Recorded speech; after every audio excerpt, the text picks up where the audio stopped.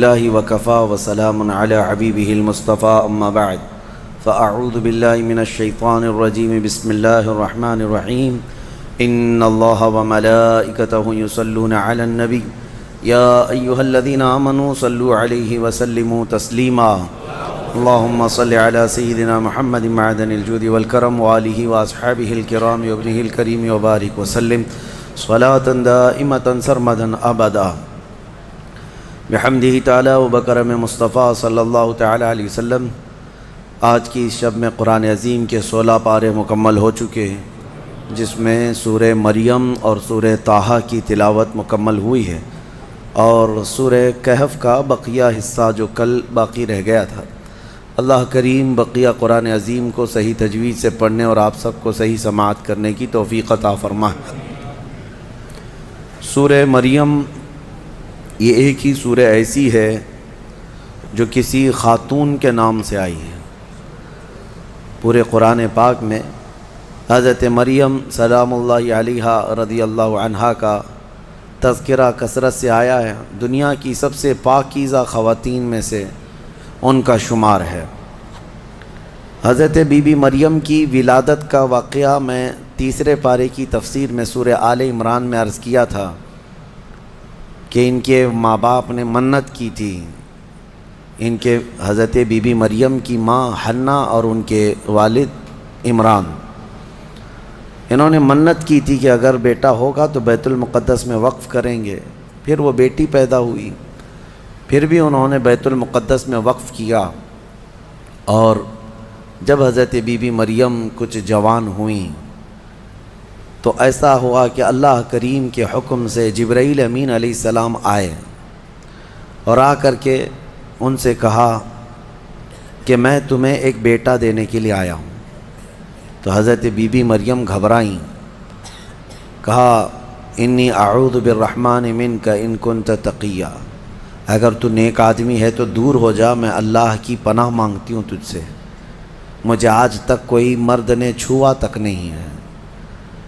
تو پھر حضرت جبرائیل نے کہا انما انا رسول ربک لاہب لک غلاما زکیا، میں تو تیرے رب کا فرشتہ ہوں، تیرے رب کا قاصد ہوں، بھیجا ہوا ہوں، اور تجھے ایک بیٹا دینے کے لیے آیا ہوں۔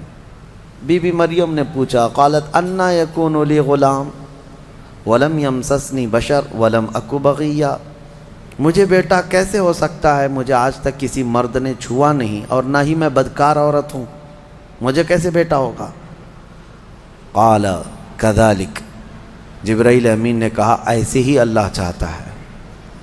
هو علی ہین، قال ربک هو علی ہین وقد خلقتک من قبل ولم تک هو علی ہین ولنجعلہ آیۃ للناس، تیرا رب یہ فرما رہا ہے کہ یہ کام اس کے لیے بڑا آسان ہے، رب تعالیٰ کے لیے بڑا آسان ہے، اور تجھے بغیر کسی شوہر کے ٹچ کیے چھوئے ایک بیٹا دے گا اللہ تعالیٰ، تاکہ اس بیٹے کو اللہ اپنی نشانی بنا دے اور اپنی طرف سے اس کو رحمت بنائے، اور اللہ کا یہ فیصلہ ہے۔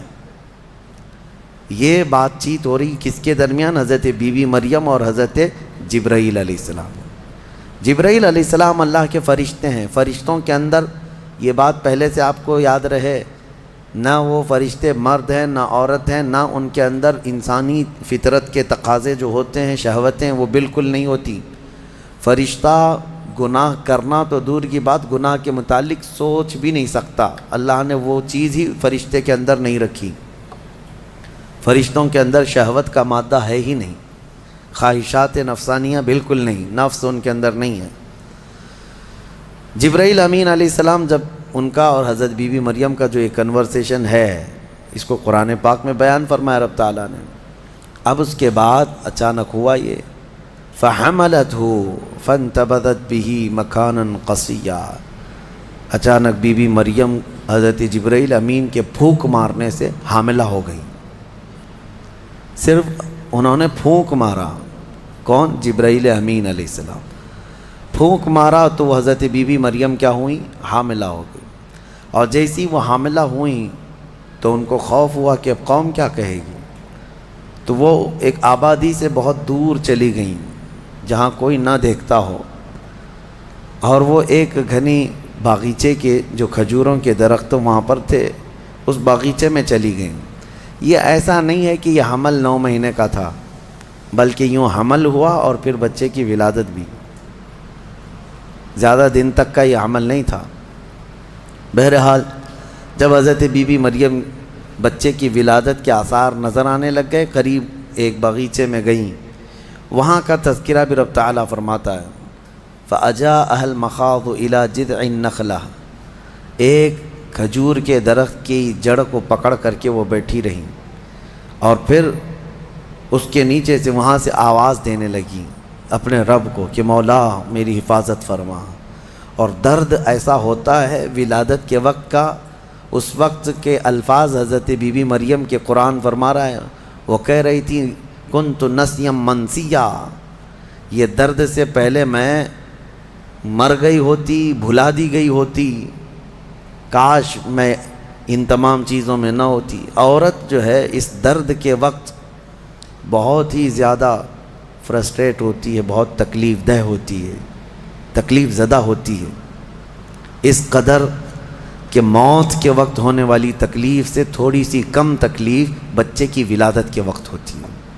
ایک عورت کو یہ آسان چیز نہیں ہے، اس کی تقریباً 40 کے قریب ہڈیوں سے تو روح نکل چکی ہوتی ہے عورت کے جسم سے جب بچے کی ولادت کا وقت قریب آتا ہے، اور وہ موت کے منہ میں جا کر کے واپس آنا یہ معمولی بات نہیں۔ اسی لیے اللہ تعالیٰ نے قرآن میں اس کا ذکر فرمایا، وہ حمل یعنی عورت جو ہے حملہ وفصالہ 30 شہر، یہ آیت ہے، اس میں اللہ تعالیٰ فرماتا ہے ووضعتہ کرہا، جب وہ بچے کو جنم دیتی ہے تو بڑی تکلیف کے ساتھ دیتی ہے۔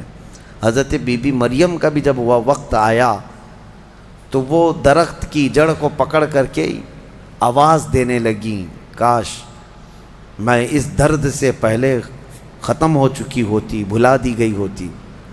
تو رب تعالیٰ کی طرف سے آواز آئی اللہ تحزنی وقد جعل ربکی سریا، گھبرا مت اے مریم، تیرا رب تیرے لیے آسانیاں پیدا فرمائے گا، آسانیاں پیدا فرمائے گا۔ اس درخت کو ہلاؤ، پکی کھجوریں گریں گی تم پر۔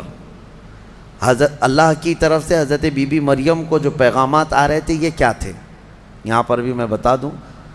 اللہ تعالیٰ اپنے بندوں کو جو پیغامات دیتا ہے اس کے 3 طریقے، ایک وحی ہے جو نبیوں کو دی جاتی ہے، یعنی وہ وحی ہے، اس کو وحی کہتے ہیں، جو اللہ تعالیٰ کا پیغام نبی کو آئے۔ وحی کے بھی کئی طریقے ہیں، ڈائریکٹ اللہ تعالیٰ سے وہ کلام کر لیں یا کسی فرشتے کے ذریعے سے کر لیں، جیسے جبرائیل امین علیہ السلام جو لے کر کے آتے تھے اور نبیوں کو پہنچاتے تھے، یہ بھی کیا ہے، اس کو کیا کہتے ہیں، وحی، وحی ہے۔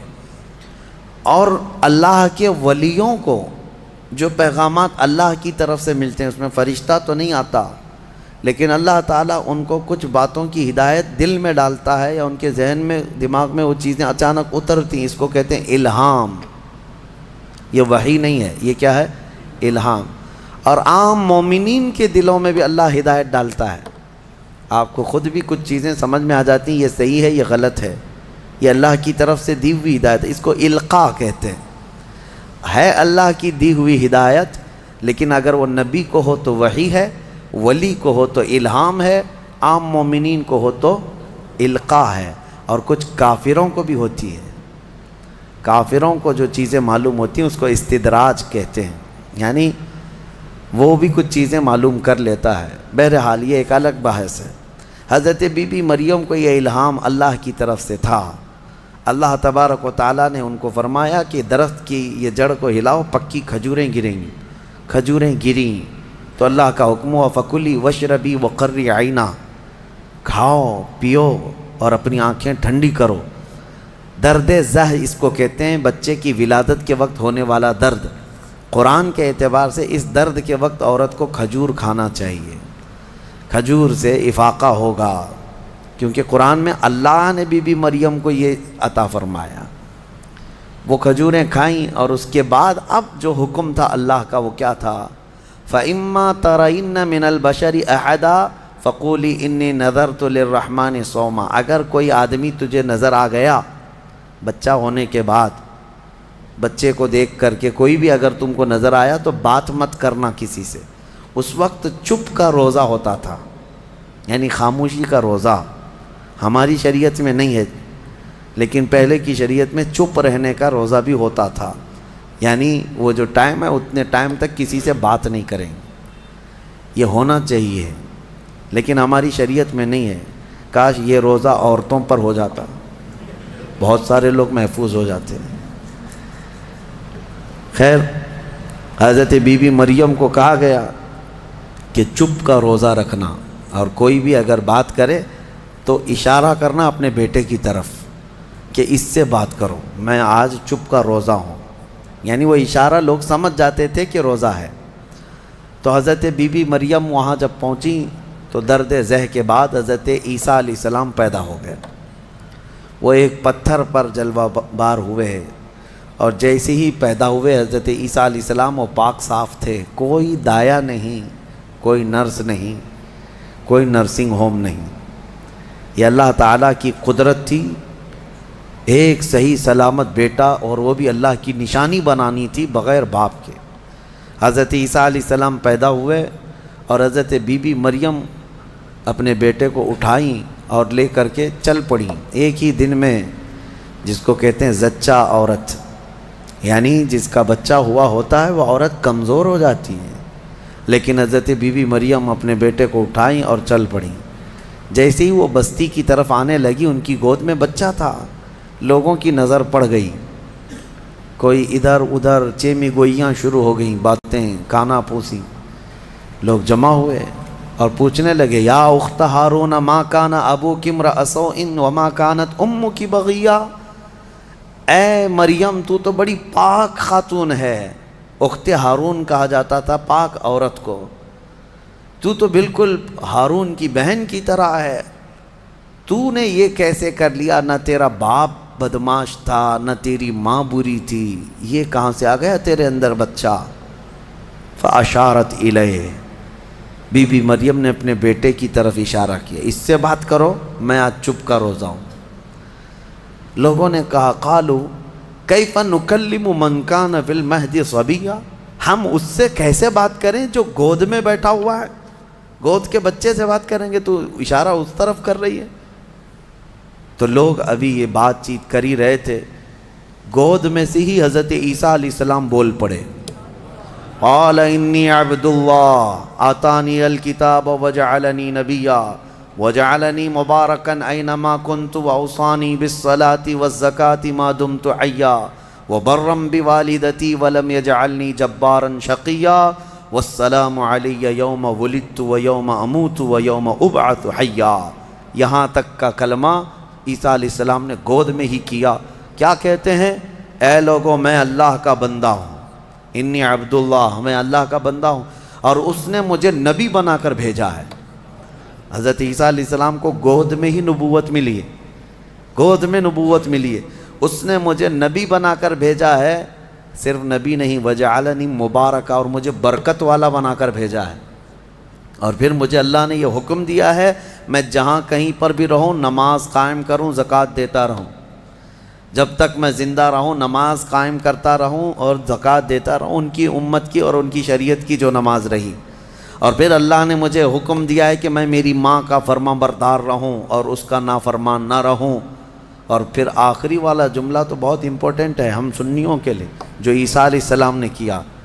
عیسیٰ علیہ السلام کی ولادت کا دن، جیسے کہ آج پوری دنیا میں کرسچن بھی مناتے ہیں 25 دسمبر کو، کرسمس جو مناتے ہیں، الگ الگ روایتیں، واللہ عالم جو بھی ان کی پیدائش کا دن رہا، لیکن عیسیٰ علیہ السلام کا یہ جملہ بڑا امپورٹنٹ ہے۔ آخر میں اپنی گود میں انہوں نے کیا کہا؟ والسلام علی یوم ولدت ویوم اموت ویوم ابعث حیا، کہتے ہیں مجھ پر اللہ کی سلامتی ہو جس دن میں پیدا ہوا، جس دن میں پیدا ہوا، اور جس دن میں انتقال کروں گا، اور جس دن میں اٹھایا جاؤں گا، وہ سب ان سب دنوں پر اللہ کی سلامتی ہو۔ عیسیٰ علیہ السلام جس دن پیدا ہوئے وہ سلامتی والا دن ہے، تو 12 ربیع الاول کیوں نہ سلامتی والا دن؟ میرے آقا صلی اللہ علیہ وسلم جس دن پیدا ہوئے کیا وہ سلامتی والا دن نہیں ہے؟ اور ایک نبی خود اپنی ولادت کے دن سلام بھیج رہے ہیں، اور یہاں کروڑوں امتی اپنے نبی کے پیدائش کے دن سلامتی بھیجیں، تو یقیناً یہ قرآن کے حکم کے مطابق ہے۔ بہرحال یہاں تک بات ہوئی، اب چپ ہو جانا چاہیے۔ بچے کی زبان سے جب یہ باتیں سن لی، یہ معجزہ نہیں تو اور کیا ہے؟ اس کے بعد عیسیٰ علیہ السلام ایسا نہیں کہ گود میں ہی بولتے تھے، بس اتنا بولے اور خاموش ہو گئے۔ پھر جب بولنے کی عمر آئی بچوں کی، تب آپ پھر بولنے لگے۔ اب عیسیٰ علیہ السلام کے متعلق اب سنیے، جب آپ پھر جوان ہوئے اور عجیب و غریب باتیں، ظاہر سی بات ہے اللہ کے نبی ہر زمانے میں پاک لوگ ہوا کرتے ہیں، پاکیزہ لوگ، ان کی زبان میں اثر الگ۔ پھر اللہ تبارک و تعالیٰ نے آپ کو جب نبوت گود میں عطا کی تھی تو جوان ہوتے ہی آپ نے تبلیغ اپنے دین کی شروع فرمائی، لوگوں کو ایمان کی طرف بلائے، ایک خدا کی عبادت کی طرف، آخرت کی طرف لوگ آتے رہے اور آپ کی طرف متوجہ ہوتے رہے۔ یہ زمانہ یہودیوں کا ہے، بڑے ڈینجر لوگ ہیں ہر زمانے میں، یہ یہودی بڑے ڈینجر ہیں۔ یہ ظالم جو ہے معمولی نہیں ہے۔ کیوں ان کے اوپر اللہ نے قرآن میں لعنت فرمائی ہے؟ یوں ہی نہیں، یہ ان یہودیوں نے تقریباً 10,000 نبیوں کا قتل کیا ہے۔ ہاں، جیوز لوگوں کو آج برا لگتا ہے میری تقریروں کو کوٹ کر کے بہت سارے جگہ، اس وجہ سے تو میری تقریریں لے کر اسرائیل والے بیٹھے ہیں، مجھے ویزا نہیں دیتے، مجھے اس سے فرق نہیں پڑتا۔ ہمارے لیے جو اصلی ویزا ہے وہ مدینہ طیبہ کا ہے، جب تک وہ دروازہ کھلا ہے ہماری روح جسم میں باقی ہے۔ اور میرے آقا صلی اللہ تعالیٰ علیہ وسلم کے عنایت سے، ان کے کرم سے ہمیں اتنا یقین ہے کہ اگر جانے کی طاقت استطاعت کہیں کی بھی نہ ہو، اتنا یقین ضرور ہے میرے اعمال کا بدلہ تو جہنم ہی تھا، میں تو جاتا میرے سرکار نے جانے نہ دیا۔ جب وہ جائیں گے اپنے غلاموں کو ساتھ لے کر جنت میں جائیں گے انشاءاللہ۔ یہودیوں نے اس وقت بھی نبیوں کی دشمنی کی تھی، اب عیسیٰ علیہ السلام کے دشمن ہو گئے۔ ان کو یہ تھا کہ ان کی طبیعت کے خلاف جب بھی کوئی بات کرے تو اس کے دشمن ہو جاتے تھے۔ یہودیوں کو یہ چاہیے تھا کہ ان کی طبیعت میں جیسی ہے ویسی شریعت ہونی چاہیے، الگ سے اللہ کے احکامات کو نہیں ماننا ہے، کتاب کے جو احکامات ہے اسے نہیں ماننا ہے، نبیوں کے احترام نہیں ہے، ان کو خود کی بنائی ہوئی شریعت چاہیے۔ بڑے امیر لوگ کچھ غلطی کریں تو انہیں معاف کرنا چاہیے، غریب لوگ کریں تو انہیں خوب مارنا چاہیے، یہ یہودیوں کی طبیعت تھی، یہودی یہ چاہتے تھے۔ عیسیٰ علیہ السلام جب جوان ہوئے تو آپ کی طرف لوگ ایمان والے بڑھنے لگ گئے، ان کو حواریین کہا جاتا ہے، جیسے میرے آقا کے ساتھیوں کو کیا کہتا ہے؟ صحابہ اکرام، صحابہ، اور حضرت عیسیٰ علیہ السلام کے جو ساتھی صحابی تھے ان کو حواری کہا جاتا ہے۔ یہ عیسیٰ علیہ السلام کے حواری، وہ بڑے مخلص لوگ آپ کے ساتھ تھے۔ 12 لوگوں کا تو ذکر آیا ہے اور 4 مشہور شاگرد ہیں، انہی 4 لوگوں نے حضرت عیسیٰ علیہ السلام کی پوری انجیل کو ترتیب دیا۔ یوحنا، لوقا، متی، مرقس، یہ 4، انہی کے 4 ناموں سے آج انجیل بھی، بائبل بھی ہے۔ تو بائبل یوحنا کو آج جان کہا جاتا ہے، یوحنا کو یہ بدل کر کے جان کہتے ہیں۔ متی جو ہے ان کو میتھیو کہتے ہیں، اور مرقس کو غالباً کچھ اور نام، مرکری و کچھ نام دیتے ہیں۔ اور یہ تمام جو عربی نام تھے یا عبرانی نام تھے اس زمانے کے، یہ عیسیٰ علیہ السلام کے 4 مشہور شاگرد ہوئے۔ اب عیسیٰ علیہ السلام کے معجزے میں آپ کو بتاؤں، اللہ تعالیٰ نے 3 معجزے آپ کو دیے تھے عیسیٰ علیہ السلام کے، 3 معجزے مشہور ہیں۔ پہلا معجزہ یہ ہے کہ وہ نابینا آدمی جو مادر ذات پیدائشی اندھا ہے، اس کی آنکھوں پر ہاتھ رکھتے تو اس کو آنکھیں آ جاتی، اور جو کوڑ کی بیماری میں مبتلا ہے، سفید داغ کی بیماری یا کوڑ کی بیماری میں مبتلا ہے، عیسیٰ علیہ السلام اس کے جسم پر ہاتھ پھیرتے تو وہ کوڑ کی بیماری ختم ہو جاتی۔ سفید داغ آج بھی لا علاج بیماری ہے، کوڑ کی بیماری لا علاج ہے، جیسے کہ مشہور ہے۔ اور تیسری چیز یہ ہے کہ مٹی کے پرندے ہوں، انہیں پھونک مارتے تو وہ زندہ ہو کر اڑ جاتے تھے۔ ہاں، مٹی کے پرندے، اس وقت ٹوائز ہو سکتا ہے مٹی کے بنتے ہوں گے، کھلونے۔ عیسیٰ علیہ الصلاۃ والتسلیم صرف مٹی کے پرندوں کو نہیں، کئی مرتبہ قبروں میں سوئے ہوئے مردوں کو بھی آپ نے زندہ کر کیا ہے۔ قبر پر کھڑے ہو کر کے آپ کہتے قم باذن اللہ، اللہ کے حکم سے اٹھ جا، تو مردہ زندہ ہو جاتا۔ آپ نے اپنی زندگی میں 3 مردوں کو زندہ کیا، اور وہ جیے بھی اور پھر چند دنوں کے بعد پھر مرے بھی۔ یہ معجزہ تھا عیسیٰ علیہ السلام کا۔ اور اس کے علاوہ کچھ خاص باتیں ان کی یہ بھی ہیں، وہ فرماتے ہیں انبئکم بما تأکلون وما تدخرون فی بیوتکم، اے لوگو تم اپنے گھروں میں جو کچھ جمع کرتے ہو اور جو کچھ کھاتے ہو، میں ان سب کی خبر دیتا ہوں، میں سب جانتا ہوں، میں تمہیں خبر دے سکتا ہوں۔ عیسیٰ علیہ السلام اپنے گھر میں بیٹھ کر امتیوں کے گھروں میں کیا ہے سب جانتے تھے، یہ قرآن سے ثابت ہے۔ پھر بھی یہ ظالم ہمارے نبی کے متعلق کہتے ہیں کہ ان کو پیٹھ پیچھے کا علم نہیں تھا۔ بنی اسرائیل کے نبی عیسیٰ علیہ السلام کے بارے میں یہ یقین ہے، قرآن کہہ رہا ہے وہ اپنے امتیوں کے گھروں میں موجود کھانا جمع کرنا، اس کو وہ جانتے تھے عیسیٰ علیہ السلام۔ اور وہ عیسیٰ جو خود میرے نبی کی امت میں آنے والے ہیں، جو اخیر زمانے میں میرے آقا کی امت میں آنے والے ہیں، وہ جب سب کے گھروں کے حالات جانتے تھے تو پھر میرے آقا صلی اللہ تعالیٰ علیہ وسلم اپنے امتیوں کے احوال سے کیسے بے خبر ہو سکتے ہیں؟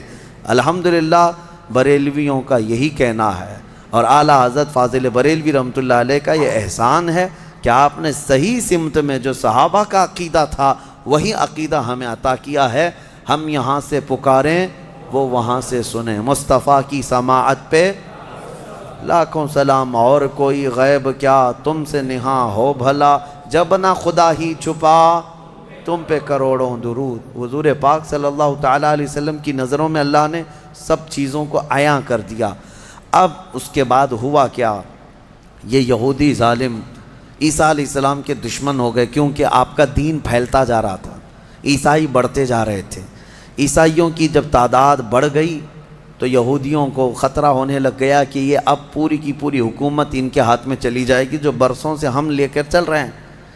تو انہوں نے حضرت عیسیٰ علیہ السلام کو مارنے کا پلان بنایا، جیسے پہلے نبیوں کو مارتے تھے پھر انہوں نے مارنے۔ آج آپ کو یہ لگ رہا ہوگا کہ عیسائی اور یہودی مل چکے ہیں، یہ جھوٹی ملاقاتیں ہیں ان کی، یہ صرف اور صرف اسلام کی دشمنی میں دونوں اپنی جنگوں کو ٹھنڈی رکھے ہیں، ورنہ ہر زمانے میں سب سے زیادہ خطرناک لڑائیاں عیسائیوں کی اور یہودیوں کی ہوئی۔ قرآن نے بھی کہا ہے۔ ابھی اگر میں کہوں تو لوگوں کو عجیب سا محسوس ہوگا، ہٹلر کا ظلم کیا تھا؟ یہودیوں کے خلاف تھا۔ اور بیت المقدس میں ہرکیولس، جس کو ہرقل کہا جاتا ہے، اس نے تو توڑ کر کے اینٹ سے اینٹ بجا کے رکھ دیا تھا۔ ٹائٹس ایک بادشاہ گزرا عیسائیوں کا، اس نے تو پورے یہودیوں کو ختم کر رکھا تھا، خون سے نہلا دیا تھا پوری زمین کو۔ بہت مرتبہ ان کی لڑائیاں ہوئی، اور جب یہودی پاور میں آتے عیسائیوں کو مارتے تھے۔ یہ جنگیں تو چلتی رہی ہیں کتنے سالوں تک۔ وجہ بھی ہے جنگوں کی کہ انہوں نے شروع کیا، یہودیوں نے عیسائیوں کو برباد کرنے کے لیے انہوں نے پہلے کیا کیا، ان میں گھس کر کے ان کے عقیدے کو چینج کیا۔ پہلے عیسائی ایمان والے تھے، عیسیٰ علیہ السلام پر ایمان رکھتے اور عیسیٰ علیہ السلام کو اللہ کا بیٹا نہیں، اللہ کا رسول مانتے تھے، اللہ کے رسول ہیں وہ۔ یہودیوں نے انہیں گمراہ کیا، پادری بنا بنا کر کے انہیں میں گھسا دیا کہ وہ پادری ایسے چرچوں میں گئے جہاں جا کر کے انہوں نے بائبل کو اپنے انداز سے شرح لکھنا شروع کیا کہ اس کا مطلب یہ ہے، اس کا مطلب یہ ہے، اور پھر بعد والی جنریشن نے اس کا عقیدہ بنا لیا۔ یہ یہودی اسی طرح سے ہماری امت میں بھی گھس گھس کر کے فرقے بنا ہے، ان کا کام یہ ہے ہر زمانے میں۔ اور یہ میں ہوا میں نہیں بول رہا ہوں، باضابطہ انہوں نے یہ سب کام کر کے کتابیں بھی لکھی ہیں کہ ہم نے یہ کیا ہے، اعتراف کیا ہے۔ مارکیٹ میں آج کتابیں ملتی ہیں، یہ جو کرتے ہیں، اور اس کے بعد اعترافی کتاب بھی لکھتے ہیں کہ ہم نے یہ کام کیے ہیں۔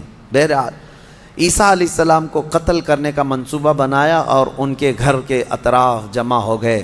عیسیٰ علیہ السلام کو اللہ تعالیٰ نے وحی کے ذریعے بتا دیا کہ تمہارے دشمن تمہارے قتل کے درپے ہیں۔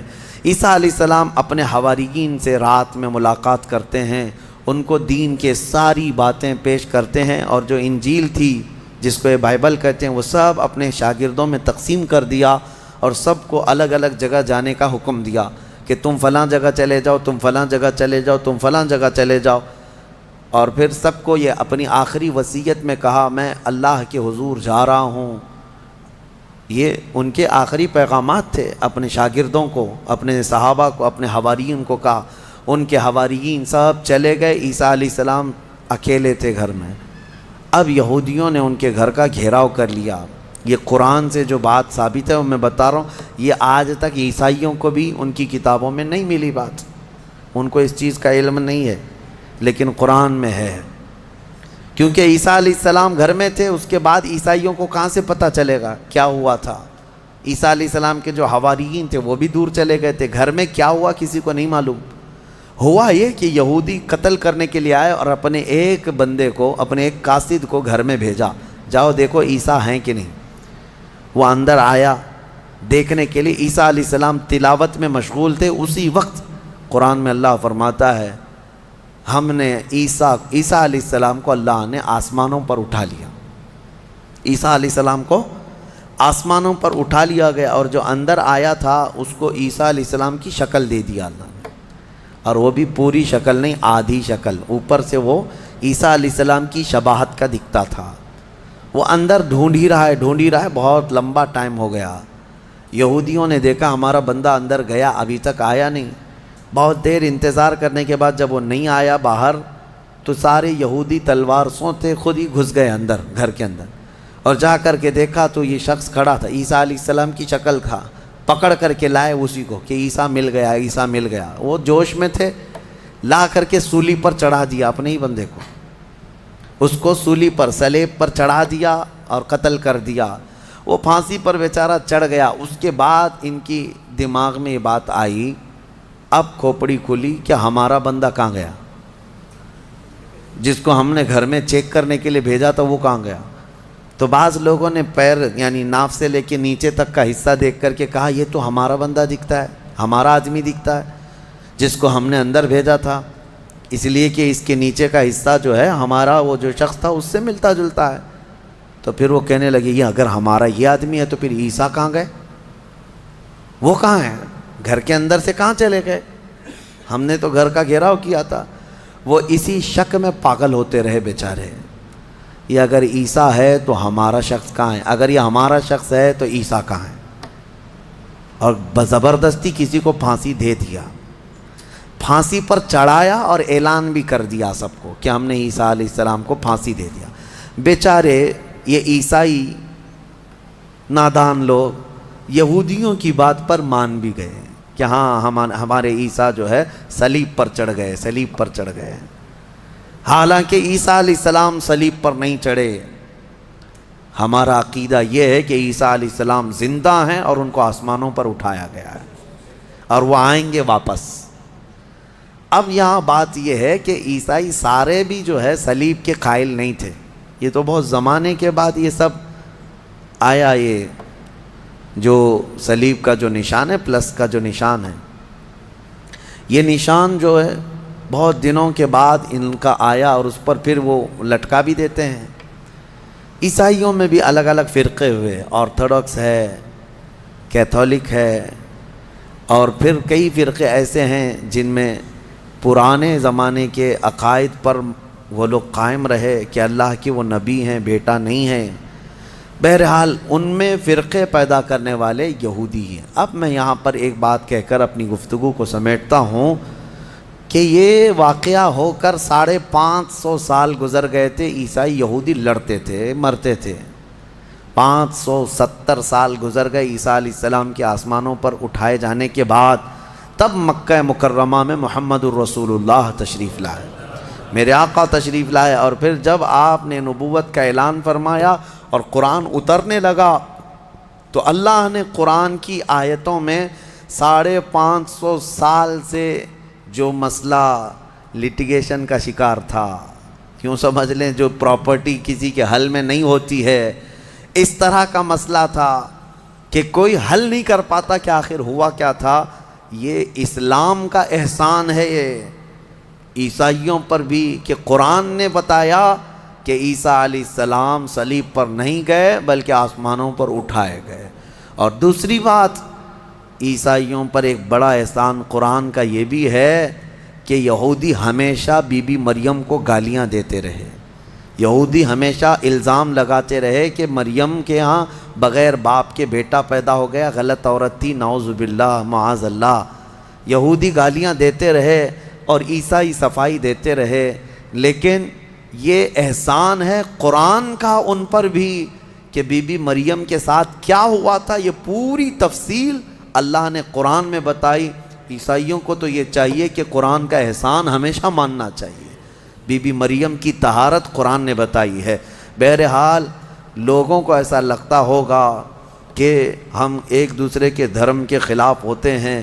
آپ یہاں آ کر کے دیکھیں، کرسچینٹی کے اندر جو کچھ بھی آج تبدیلی ہے ہم اس کے قائل نہیں ہیں، لیکن عیسیٰ علیہ السلام اور حضرت بی بی مریم کے لیے ہم اپنی گردنیں ہمیشہ اسی طرح احترام میں جھکاتے ہیں، کیونکہ میرے نبی نے فرمایا کہ وہ اللہ کے نبی تھے۔ اب ایک اور بڑا ان کا جو گمراہی کا عقیدہ ہوا، کیا؟ وہ ٹرائنیٹی کا عقیدہ، تثلیث جس کو کہتے ہیں، تین خدا ماننا۔ کہتے ہیں ہے ایک ہی لیکن تین حصے، یہی تو ہندو بھی کرتے ہیں، ہے ایک ہی ہے باقی اوتار ہیں سب۔ اسی طرح عیسائیوں میں شرک آ گیا۔ کیسے؟ وہ کہتے ہیں ایک خدا ہے، اس کو فادر کہتے ہیں، گاڈ فادر، وہ فادر ہے، اور بیٹا سن ہے، یعنی عیسیٰ علیہ السلام کو سن کہتے ہیں، اور پھر بی بی مریم میری ہے۔ ایک فرقہ یہ کہتا ہے کہ تین ہیں، ایک فادر ہے، ایک سن ہے، اور ایک میری ہے، یہ تین ہیں۔ اور ایک فرقہ ہے تین خدا مانتا ہے، اس میں ایک حضرت اللہ کو، دوسرے عیسیٰ کو، اور تیسرے جبرائیل امین کو، روح القدس کو، یہ بھی خدا۔ اب ان سے کئی مرتبہ بحثیں بھی ہوئی، باتیں بھی ہوئی، تب یہ یہی کہتے ہیں ہے تو ایک ہی، اسی کا یہ حصہ ہے۔ اور آج ہم نے قرآن میں تلاوت کی ہے، سورہ مریم کے اخیر میں اللہ نے فرمایا وَمَا يَنبَغِي لِلرَّحْمَنِ أَن يَتَّخِذَ وَلَدًا، اللہ کو یہ زیب نہیں دیتا کہ وہ کسی کو بیٹا بنائے، کسی کو بیٹا بنائے۔ اب میں آپ کو منطق کے اعتبار سے بھی اگر بتاؤں، بیٹا جو ہوتا ہے وہ باپ کا وارث ہوتا ہے، باپ کا وارث ہوتا ہے۔ اگر اللہ پوری زمینوں آسمانوں سب کا مالک ہے تو پھر بیٹے کو بھی وراثت میں وہی چیزیں ملنی چاہیے، اور بیٹا بھی برابر کا ہے، تو خدا کا تصور کہاں رہا؟ خدا کا تصور کہاں رہا؟ خدا وہ ہے جس کے ساتھ ہم کسی کو شریک نہیں مانتے۔ اور پھر یہ بھی ہے کہ اگر اللہ کو بیٹا بنانا ہوتا تو اپنے حبیب کو بیٹا بناتا، لیکن اللہ تعالیٰ اس سے پاک ہے، منزہ ہے، لم یلد ولم یولد۔ ہمارا عقیدہ یہ ہے، نہ وہ کسی سے پیدا ہوا نہ اس سے کوئی پیدا ہوگا۔